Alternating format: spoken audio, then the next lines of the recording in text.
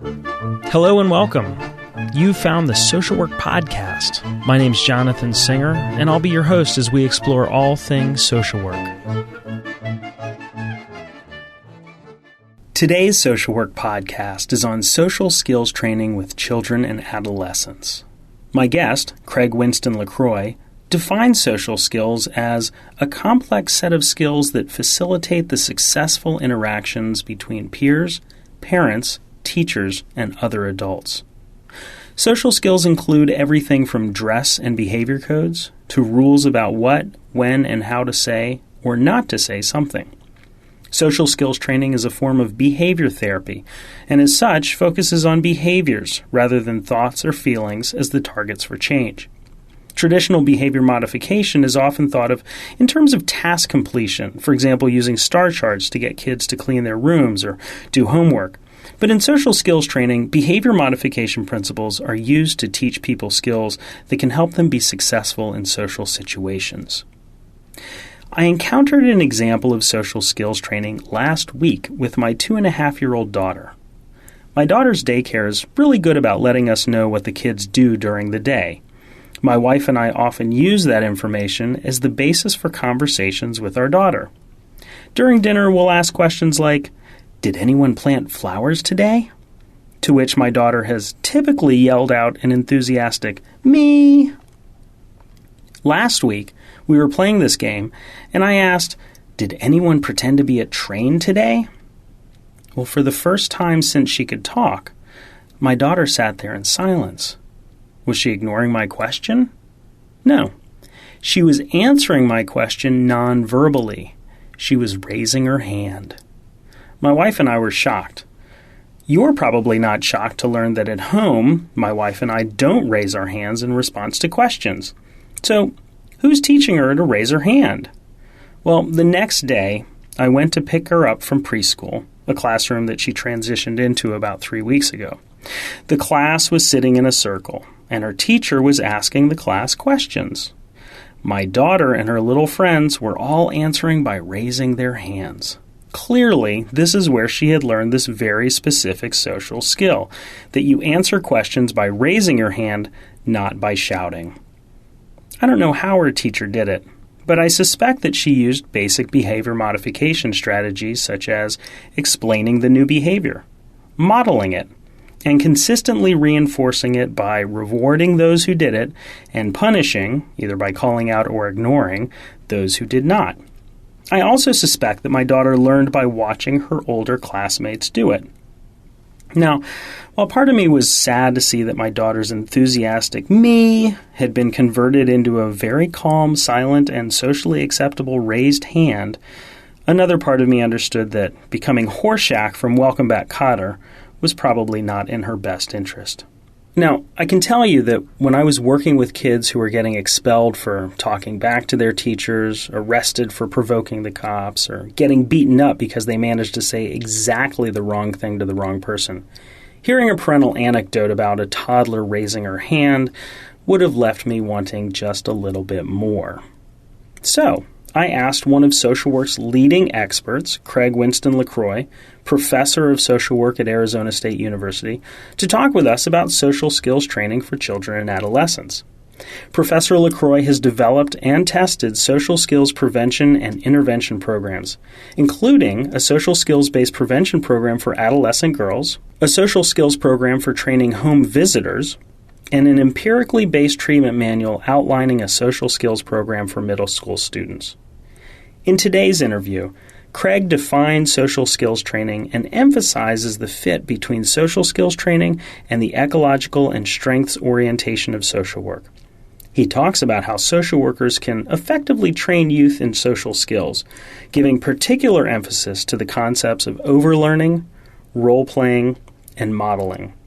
He talks about providing skills training in groups, as well as an alternative to traditional expressive play therapy, individual child skill therapy.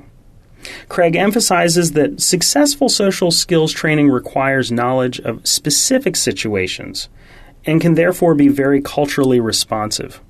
During our conversation, he talks about social skills training for youth with ADHD and talks about how early social skills training programs focused on juvenile delinquency, and then discusses some of the existing evidence, particularly around modeling, to support social skills training as an effective intervention with children and youth.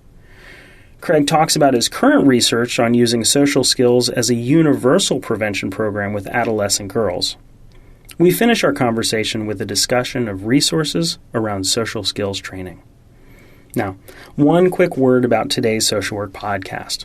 I recorded it using a Zoom H2 recorder on location at the Society for Social Work Research annual conference.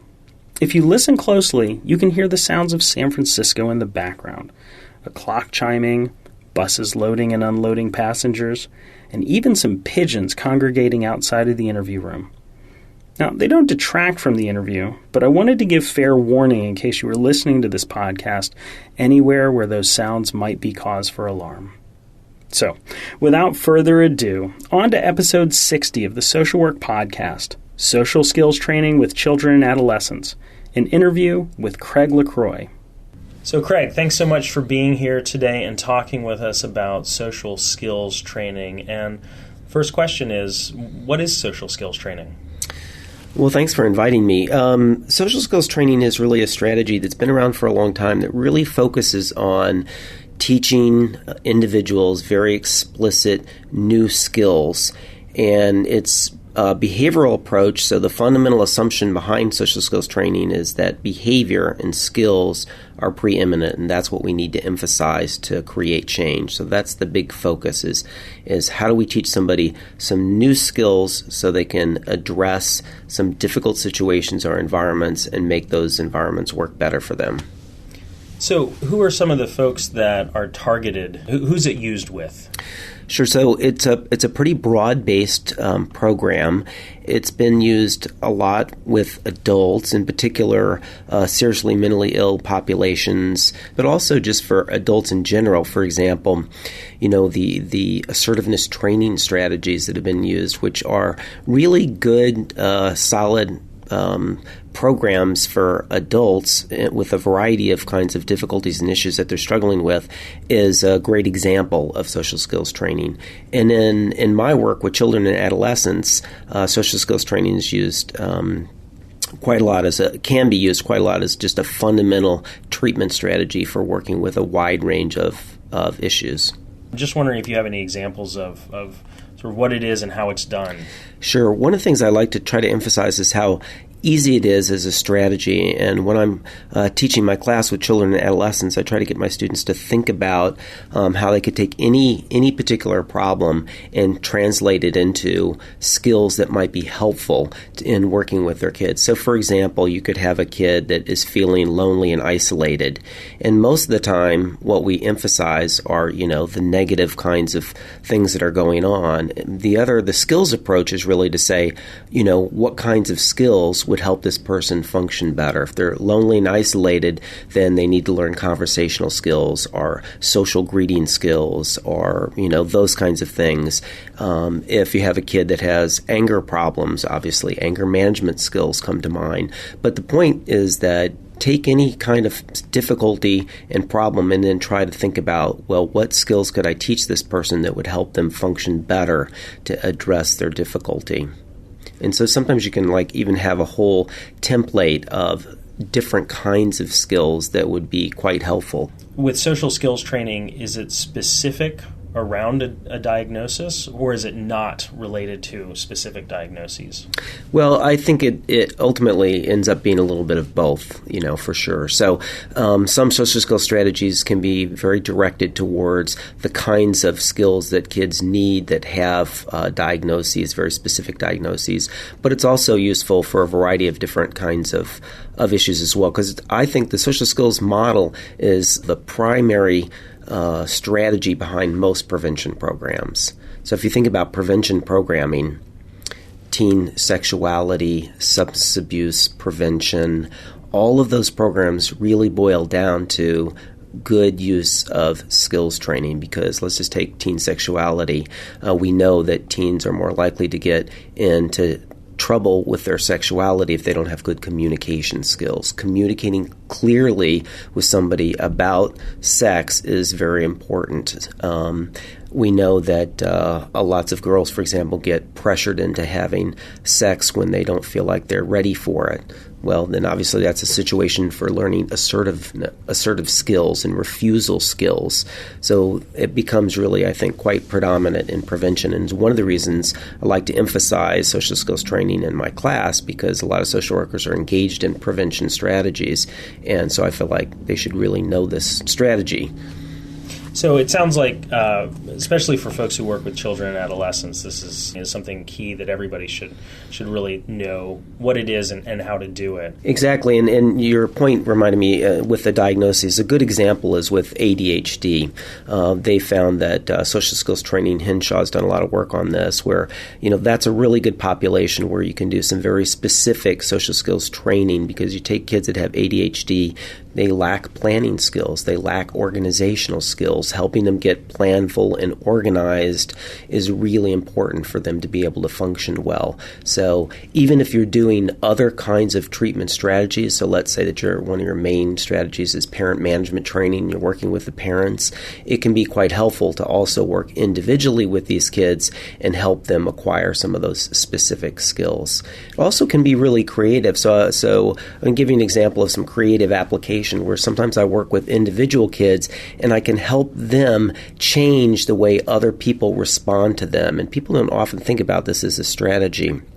So let's say you have an ADHD kid in the classroom and he's having some problematic interactions with a teacher, or he kind of has got a personality style that's bothersome to the teacher. Well, that may lead the teacher to not attend to him very much. I might teach that kid to actually reinforce the teacher for responding to him. Teach him some skills to say to the teacher, I really appreciate it when you come over and you give me some additional attention and focus on this work, because then I can get through it more easily. And so now that kid is actually changing the environment that is problematic for him. So how are social skills, how are they taught? And how would one go about learning how to teach them? Yeah, so the basic strategy is to take a situation or a context and then break down the skills. So part of the challenge in doing successful social skills training is taking something complicated, breaking it down quite as much as you can in different steps, and then teaching the specific steps. So, and the more that you think about human behavior, the more you realize how complicated it is. So just like initiating a conversation for like an early adolescent, sometimes they're not very skillful at that.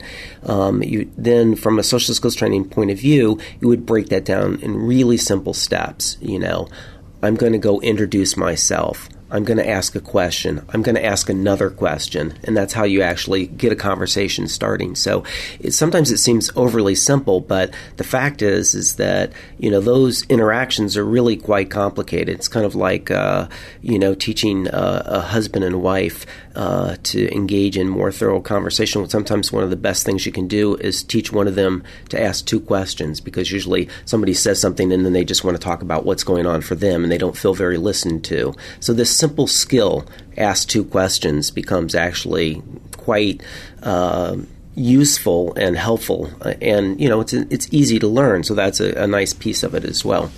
So in terms of training with social skills, it's really important to use overlearning. Take a particular skill and make sure that the person learns the skill and practice it several times. And that's one of the things that practitioners often fail to do. And when you do that, there's a lot of additional benefits. You build a person's confidence, their sense of self-efficacy. So it's got a lot of these other additional outcomes that I think are really important in the general change process that you're trying to work towards. That's really important.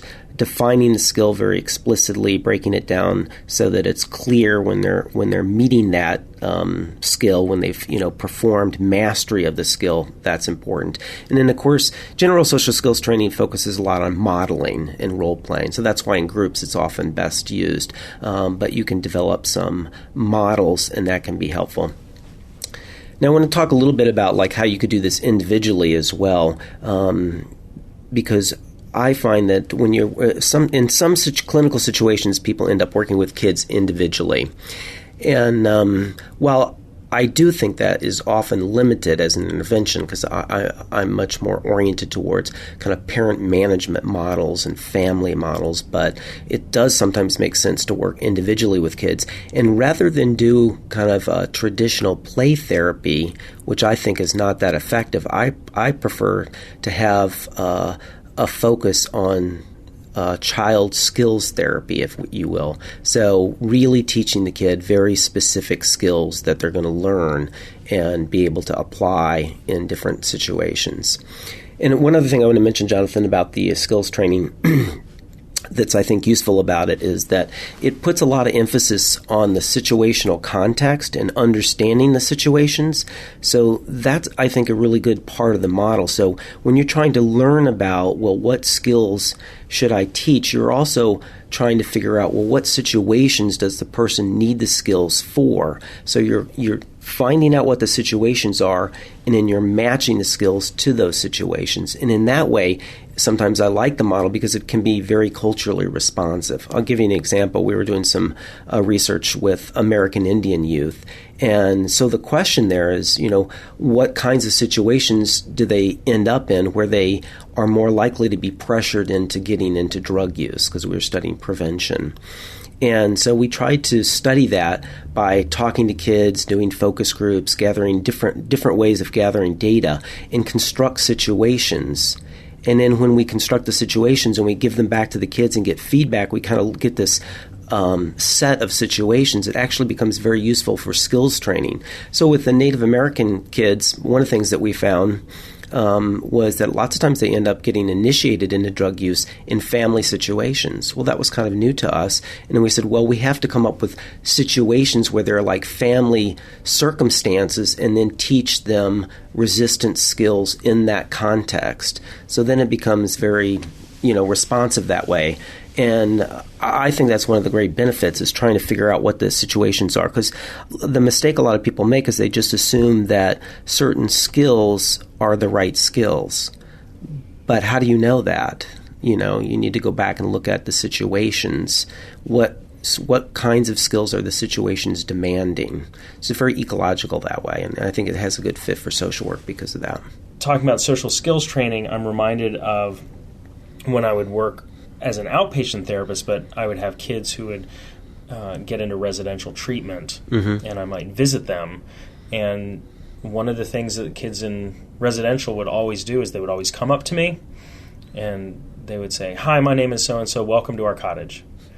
And, that would be an example of some social skills training, right? They've been taught how to introduce themselves, to be polite, shake my hand, and then ask me a question, would you like something to drink? Yeah, absolutely. And, what this reminds me of is some of the original research that initiated a lot of focus on social skills training was done with juvenile delinquents. And one of the things that they found is that those kids did not have very good skills at interacting with authority figures like police. And even when they didn't want to get in trouble, they often ended up getting in trouble because of the way they interacted with the police. And so they started developing skills training programs and teaching them how to interact with people in authority in ways that they wouldn't get in trouble. And it was successful. It was a big part of the early initiation of kind of a skills-oriented approach. So that brings up the question of what research is out there to support skills training as an effective intervention for working with kids? Yeah, it's a complicated question, but I think in general there's quite a lot of research support for skills training, and we could look to some very specific programs where they've been able to show that skills training helped individuals learn necessary skills. It is often used as a supplement to other treatments, so it's often not the exclusive strategy in and of itself. And then the other thing about the research support, I would say, is that social skills depends very heavily on modeling, and there's so much research that supports how modeling influences behavior. So I would draw on all of that research on modeling and suggest that there's a lot of foundation for that for skills training.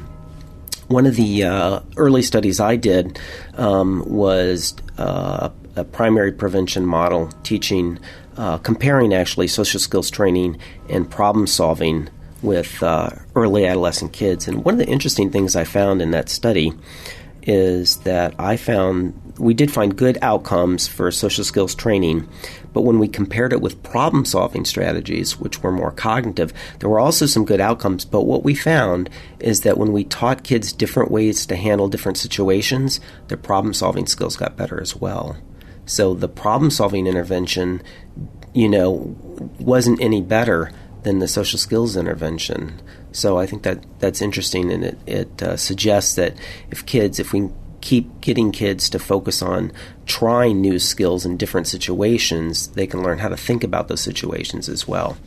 That's really interesting. So you're saying, you said it's a complicated question, and it sounds like the answer is complicated in part because the theoretical foundation for social skills training has a lot of research behind it already in terms of modeling, right, in terms of the behavioral techniques. And so and because it seems to work best when they're discrete situations, it's not like you could say, oh yes, social skills training is effective, period. You would have to say this particular set of skills has been found to work with these kids around this situation. Exactly. And I think a good example of this is to go back to the kid with ADHD. It wouldn't be, I think, appropriate to just prescribe social skills training for that kid. It wouldn't be enough. It wouldn't work. You really need to have parent management training. You may need to have medication or at least an assessment for that. And then you might want to supplement all of that with some social skills training. And lots of times in treatment, that's kind of where we always fall short. So we offer such a small dose of something and then assume it's going to have an impact. And what we need lots of times is a big dose of this. Recently I was reviewing some grants, NIMH grants, National Institute of Mental Health. Thank you. And one of the proposals I really liked was this very, very intensive program. And even though you could see that it would be very hard to implement, the idea made sense. It was for ADHD kids, included parent management training, included a summer program, included classroom management issues. So, they were really, taking all of these strategies and saying, now let's see if we can, have an impact. And for sure, one of the limitations would be, well, how many parents can actually, get their kids through all of that? Yes, that is still, would be a significant issue. But if we could show a big impact with all of those things, it might be interesting. And the question they were trying to answer was, could we change kids' behavior without medication? And I thought that was a really interesting question because a lot of parents don't want to put their kids on medication.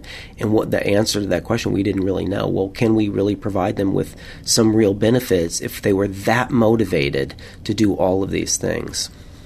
That's very interesting. Are you working on any projects right now that have to do with social skills training, or where you're using social skills training? One of the interesting programs I have going now is a prevention program for adolescent girls. And what we did when we looked at a lot of the issues, developmental issues for adolescent girls, you can identify a number of critical things like gender role identification, body image difficulties. There's a lot in the popular press about peer relationships, the whole Mean Girls thing, all of that kind of stuff. And so we looked at all of that and we realized there really wasn't a prevention program that tried to address all of those things. So we rolled up our sleeves and tried to design a prevention program that was very specific to addressing all of these issues, and we built a lot of skills training into that and kind of built a universal program that's like a 10-session program that we implement in the schools for adolescent girls. What's that program called? That's called the Empowering Adolescent Girls Program.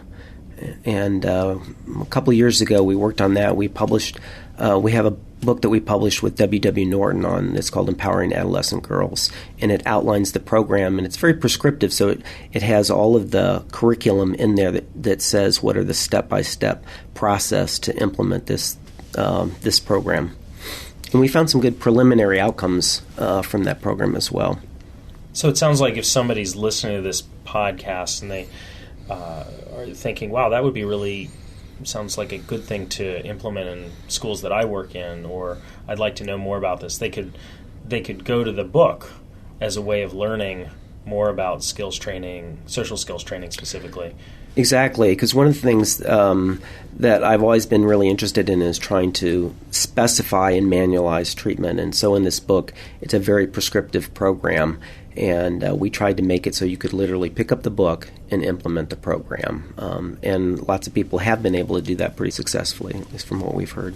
That's great. And I know that you have a chapter in the book that you edited on treatment manuals for children and adolescents on social skills training.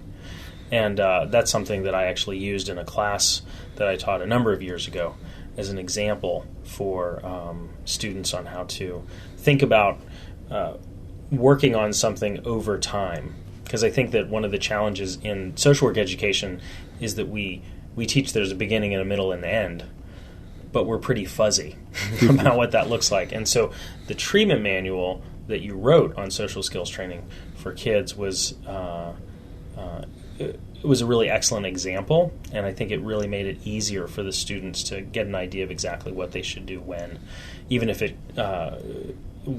would be difficult to have it work exactly like that in a real-world situation every time. Yeah, exactly. I think that's really important to specify, and then it gives students or practitioners a good place to start. It's not always the end of the road, but it's like, okay, here's exactly what I could do to teach this specific skill in this situation. Here are the steps. Here's how I would organize this group. So we've sort of talked about a couple of resources for folks just in the last couple of minutes. There's your handbook of treatment manuals for children and adolescents, and the book that you did through Norton. Are there other resources for folks who are listening to this podcast and saying, I'd like to know more about how to learn about social skills training or programs or things like that? Yeah, there are, and I can send you an additional list that you can link. But one thing I wanted to mention is there is one publishing company called Research Press, and for years they've been very involved in creating books that were extremely practitioner-friendly, that specified how to implement different strategies, and many of them were very, very skill-oriented. Some people might be familiar, for example, with Goldstein's book called Skill Streaming the Adolescent. So you can see that that's published by Research Press, and in that book he outlines some very specific skill strategies. I think they also publish a book for working with juvenile offenders that, again, is very detailed, prescriptive kind of book, exactly the kind of book that practitioners love, because it spells out step to step how to implement treatment. So, I think people would enjoy looking at that. Well, Craig, thanks so much for being here and talking with us today about social skills training for children and adolescents. Great, thanks for having me. I'm Jonathan Singer, and thanks for being with me today for another episode of the Social Work Podcast. If you missed an episode or have suggestions for future episodes, please visit socialworkpodcast.com.